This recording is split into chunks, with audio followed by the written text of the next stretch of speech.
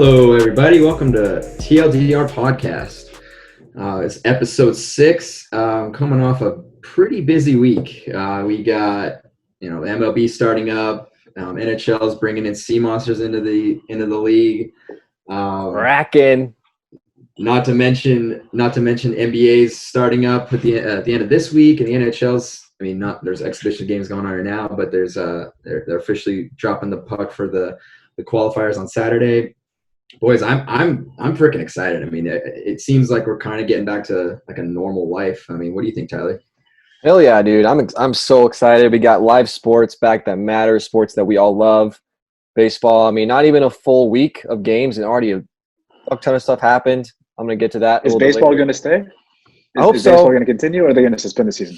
I sure hope so. We'll get to that more later on, but right now we got negative Nancy. Yeah. James. No, James, but it's great. James Russell getting starting this week. Hockey's at the end of the week. Let's go. We're back, boys. We're back. Yes, I know. It's huge. And James, we're getting close to training camp for the NFL. Oh, dude, some teams have gone back already, man. Some teams have started. Like, they started doing the COVID testing recently, so that's really cool. Step one. But I'm interested to see if they're going to go in the bubble or not. Because as we can see with MLB, I think the bubble might be the best choice for them. I think the bubble is kind of what's going to make the NBA and the NHL kind of work. Eric, how you feeling about all this? What's going on? I'm good. Also, there's a major golf tournament in 2 weeks. I had to bring up golf right away in the intro. And shouts out to Lou Will. Did you guys see those lemon pepper wings? Those things. Yo, those look fire, man. Erect, straight erect. Those crinkle cut fries, everything about it. Yeah, but yeah, I'm excited trading. Alex, 2-2 Dodgers after 4 games. How you feeling? It's fine now. We got Joe Kelly throwing at dudes' heads, so we're good. Lou Will's a fucking idiot. I don't care if it's wings. You stick up for your team. That's a low move for a vet. Well, hey, don't give a fuck about golf. You know what? Negative Nancy. You know what, Alex? Why don't we start? Why don't we start with you? Yeah. Okay. Yeah. So my list has gone through quite the different options this week. It was going to be talking about the NBA starting back up. Then I decided to switch into how much I just think golf is such a bullshit sport and it gets too much attention. But now we've got to go into the Dodgers-Astros game that's going on right now. I know we talked about it a couple podcasts earlier, and I put myself out on a limb and said I didn't think they were going to throw at them. I thought they would be smart about it. Update, I was fucking wrong. Wrong. I was very wrong. Shame. My bad. It is my bad. So it made a lot of sense. It did. You know what? I thought it was a good take. So for those, it's literally going on right now. But for those of you who are not watching or watching hockey or porn or I don't know, whatever you're doing, Joe Kelly was throwing in the 6th inning. He got the Altuve out on first pitch. Then he was down 3-0 to Alex Bregman. And I was watching the game, and I was literally like, just hit him. You're already down 3-0. You're going to walk him. Just hit him. And he throws it 98, buzzes the top of his head. It did miss him. He ducked out of the way. Bregman turned and kind of gave him a little look, but it was also like oh, fuck. Like that was 98 at my head, which I don't think we should be trying to hit people in the head. That's probably not the best idea in the world. Get a couple more outs. Carlos Correa comes up, throws it behind his back again. Correa ducks out of the way and then looks out at Joe Kelly. He turns and spits, but towards the Dodgers dugout. I thought that was a little cheeky. Then he strikes out on a slider down and away. It was definitely ball, so fuck you, Carlos Correa. And then it went to commercial break, and I'm scrolling through Twitter, and I guess as Joe Kelly's walking off the mound, somebody in the Astros dugout says something, and Joe Kelly literally just sticks his tongue out at him. What a childish move. Wow. But I'm kind of about it. And then the bench is cleared, but because there are all these protocols, they pretty much said you cannot fight. You have to distance. All the coaches came out still with their masks on. The umpires had their masks on. Correa was yelling. I could see Kershaw in the background kind of telling him calm down, dude. He didn't even get hit. So I was obviously wrong. I know, Eric, you were saying in the text thread that we need to be plunking them. So are you pumped that they started throwing at people? Yeah, I am actually. I mean, exhibition hockey's back, and there's already been ratty maneuvers going on in those games. But when you texted that, yeah, it did get my hopes up. Thor, what the hell? Yeah, seriously. Hold on, guys. Yeah, no. Or the Dog of Thunder. You sending me that did get my hopes up and got me a little more excited for baseball, just in that sense that, things are starting to get a little chippy, a little cheeky.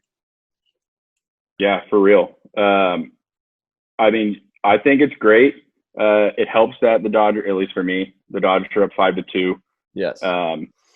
It's interesting too because Joe Kelly did not play for the Dodgers during that 2017 World Series, but he was on the Red Sox for the 2017 divisional series when they lost to the Astros, and then again in 2018, even though the Red Sox did come out on top of that one, but 2017-2018 is when the Astros were cited for cheating. So I can understand why Joe Kelly, especially a dude who throws that hard, will just go for it. Tyler, as a Dodgers fan, you can see that whole Dodgers flag over your right hand shoulder there. Are you pumped? Or you kind of wish they actually hit him? Because they didn't actually hit him. They just kind of threw near him. Yeah, I think it was a clear message. I mean, the count was 3-0. That ball was nowhere near the plate. Joe Kelly has a history of not being afraid to throw at guys and fighting. Joe Kelly Fight Club. Like, if there's a guy to do it, Joe Kelly would probably be the guy to do it. So to me, that was a clear message. That was a trying to retaliation for all the sign stealing stuff. But what I'm pumped about is that the Dodgers are up 5-2. It's the 8th inning. AJ Pollock single right field. So we're up. But yeah, no, we're winning, and we're also sending a message. Thankfully, it didn't go too far to where it's a full-on brawl and people are getting hit in the head or anything like that. We don't want to see that, but I'm glad there was still some fire in this Dodgers team about that, even if it's Joe Kelly, a guy, like you said, was not on that 2017 Dodgers. But, dude, I guarantee you that's going through the entire clubhouse's head in this series. Like, they are thinking about that. They are pissed. Both teams are playing with a chip on their shoulder. It matters. Like, I don't care what people say, like, oh, there was a quarantine in between, there's COVID, there's more things important. No, like, that shit that happened in 2017 matters, and it matters, and it's going through all their heads right now. I guarantee you. This game one of the series right now? What's that? Yeah, this is the first game of the series. They play again tomorrow. The pitcher for the Dodgers tomorrow is a rookie, so he was definitely not a part of it. But he throws just as hard, if not harder, than Joe Kelly, so it should be interesting to see. I would imagine there won't be anything tomorrow, just with this already going on tonight. There's kind of no need to push it and possibly get suspensions. Trayden, as a hockey guy, obviously hockey is part of fighting, or fighting is a part of hockey. It has, come down quite a bit in recent years. Yep. What are your thoughts on fighting in other sports? Like, do you think, like, you're still about it because you're a hockey guy? You're just like, fuck it, throw down? Or is there nothing left compared to a hockey fight? I've said this. I've had conversations about this with my girlfriend and anybody else who asks about this question, because it's a great question. Fighting in hockey has gone down, and I'm happy about it, just because it kind of takes away from the game. But the real reason for fighting nowadays is to stick up for your teammates, or to kind of change the course of the game. And actually, it's less so becoming that. It's mostly to back your teammates up for a bad hit or something like that. And to me, that I see it in basketball all the time. I see some stuff kind of happen, and then they end up just kind of slapping each other around, and and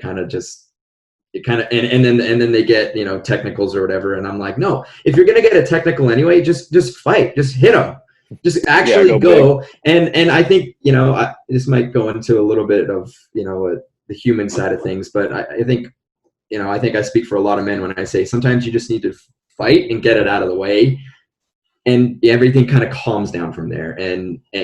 And I think that the NHL is actually going the wrong way sometimes in stopping that. Sometimes you just need to get it out. They need to just get it out. Give them the penalty, give them the whatever, put them in the box. In baseball, they just let them go. Just get it out of the way and it's done. You don't have to do it. Then if it happens again, you can punish them after that. But in my mind, you just get it out of the way, get the aggression out, and let bygones be bygones after that.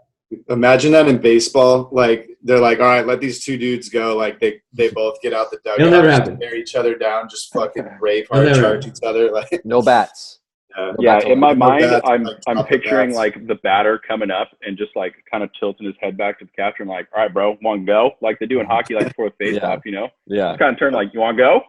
And then I just like everyone throws everything down, and then it just all the fucking people like start streaming out. Yeah.